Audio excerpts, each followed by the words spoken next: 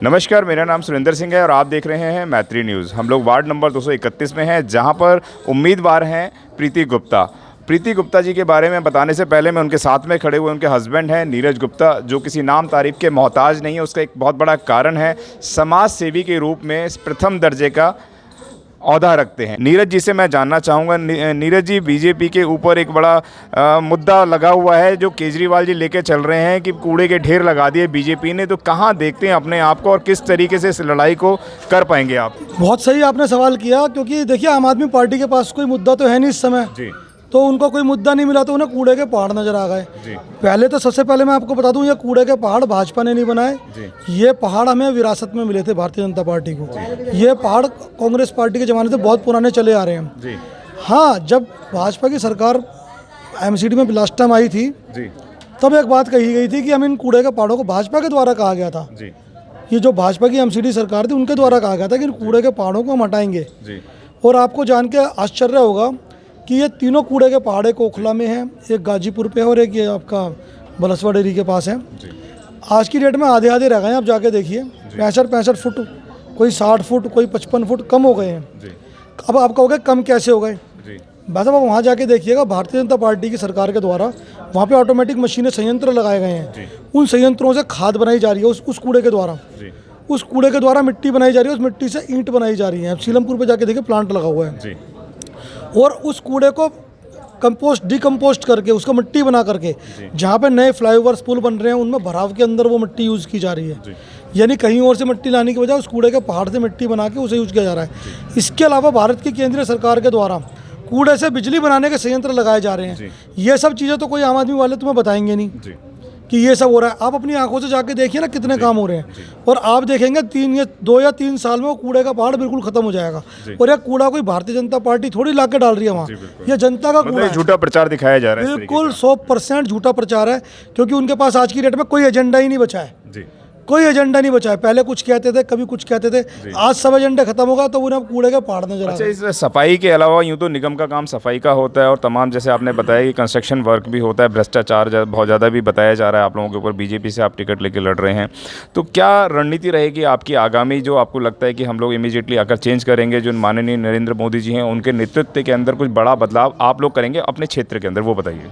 देखिए, गोंडा क्षेत्र क्योंकि काफ़ी पुराना क्षेत्र है, यहाँ की जो मूलभूत ज़रूरतें हैं और जो यहाँ पे जहाँ जहाँ खामियाँ नज़र आती हैं, जैसा आप देख रहे हैं गलियों में, बहुत सारी गलियाँ ऐसी हैं, पतली गलियाँ, उनमें सीवर नहीं डल पाया है।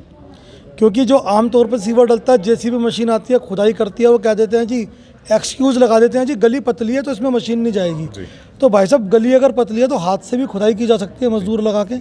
ज़रूरी थोड़ी आप जेसीबी ला के करो, और उसमें इतनी ज़्यादा लागत भी नहीं आएगी। 4 लेबर लगा करके आप उसको वैसे भी कर सकते हो, अगर आपकी नीयत है काम करने की। तो हम कोशिश करेंगे, जिन गलियों में सीवर लाइन नहीं पड़ी है वहाँ पे मैनुअली जिस भी प्रकार से हो सके सीवर लाइन डलवाने की। जो गलियाँ नहीं बनी है, काफ़ी गलियाँ ऐसे 15-15 साल से नहीं बनी है, 10-10 साल से नहीं बनी है, आते ही उन गलियों का निर्माण कार्य कराने की हमारी प्राथमिकता रहेगी। उसके अतिरिक्त आपने देखा होगा, यहाँ बारिश होती है तो पानी भर जाता है। बहुत से क्षेत्र ऐसा जो ऊंचा है, बहुत सा क्षेत्र नीचा है। उसको जांच करके कि कौन सा क्षेत्र नीचा है, उसको उस लेवल में करा जाए कि वो ज़्यादा ऊंचा ना हो जाए, कल को उस वाले क्षेत्र में पानी भर जाए। जिस टाइम सारा क्षेत्र एक लेवल पे समतल हो जाएगा, कहीं भी पानी नहीं भरेगा। नालियों की गहराई बहुत ज़्यादा है, जिससे उनमें कीचड़ जमा होती है। बहुत सारी ऐसी छोटी छोटी चीज़ें हैं जो नेता लोग इन पर ध्यान नहीं देते हैं। इसके अलावा हम अपना खुद का कॉल सेंटर बनाएंगे, जहाँ 5-6 लोगों का स्टाफ रख के कस्टमर केयर नंबर क्षेत्रवासियों को प्रोवाइड कराया जाएगा।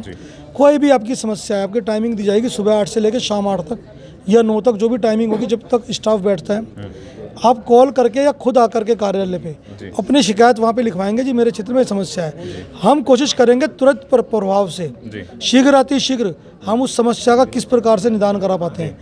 यदि सरकारी मदद से उसका निदान हो पाता है ठीक है, नहीं तो हम प्राइवेट संस्था के माध्यम से, जिस भी माध्यम से, हम कोशिश करेंगे किसी भी प्रकार से उस समस्या का निदान हम कर सकें। जी, ये गोंडा गांव है, नेट के ऊपर आपको नज़र आएगा। बताया जाता है ब्राह्मणों की बहुत बड़ी संख्या है यहाँ पे, चौधरियों की बहुत बड़ी संख्या है। और चौधरियों की अगर बात करें तो जो प्रत्याशी हैं यहाँ पर केजरीवाल के, वह ये बोलते हैं कि बीजेपी वालों की जमानत जब्त करा देंगे। क्या कहना चाहेंगे आप? देखिए, मैं किसी के बारे में कभी कोई गलत शब्द यूज नहीं करता। आपने मेरे बारे में जानकारी ली होगी, मैं कभी किसी को बुरा नहीं बोलता। वो अगर ऐसा कह रहे हैं, वो हमारे बड़े भाई हैं, वो झूठ थोड़ी बोलेंगे भाई साहब, वो हमारे बड़े भाई हैं, सही कह रहे होंगे। रेणु शर्मा जी भी हमारे साथ हैं। रेणु शर्मा जी रात दिन इस बीजेपी के लिए लगी हुई हैं और रेणु शर्मा जी का अपना व्यवहार और अपनी फेस वैल्यू बहुत ज़बरदस्त है। एक व्यवहार के ऊपर इनके ऊपर हज़ारों महिलाएं खड़ी हो जाती हैं। कहाँ देख रही हैं प्रीति गुप्ता जी और नीरज गुप्ता जी को, आप वो बताएं। ये भाई साहब बहुत अच्छे हैं दोनों हस्बैंड वाइफ। जी।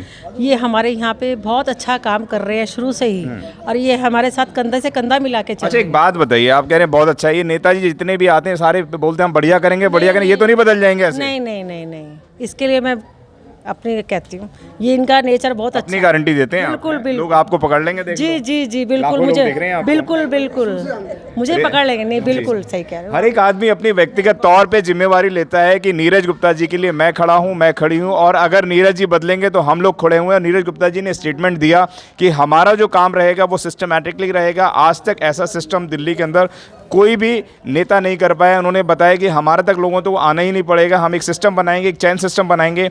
उस सिस्टम के अंदर आप 8 से 6 बजे तक, शाम को 8 बजे तक जो भी टाइम रहेगा उसके अंदर कॉल कर सकते हैं। हर गली के अंदर एक एक व्यक्ति को मुहैया कराएंगे। आप पहले उस गली के व्यक्ति को बोल सकते हैं, हर एक व्यक्ति तक वो नंबर होगा, और इमीडिएटली आपके कूड़े करकट की गाड़ी सुबह से शाम तक, जो सफाई वाले सुबह से जल्दी आते हैं और उसके बाद चले जाते हैं, तो अब सफाई वाले जाने वाले नहीं हैं क्योंकि अब नीरज गुप्ता जी आने वाले हैं। जी धन्यवाद नीरज जी, बहुत बहुत धन्यवाद भाई जी।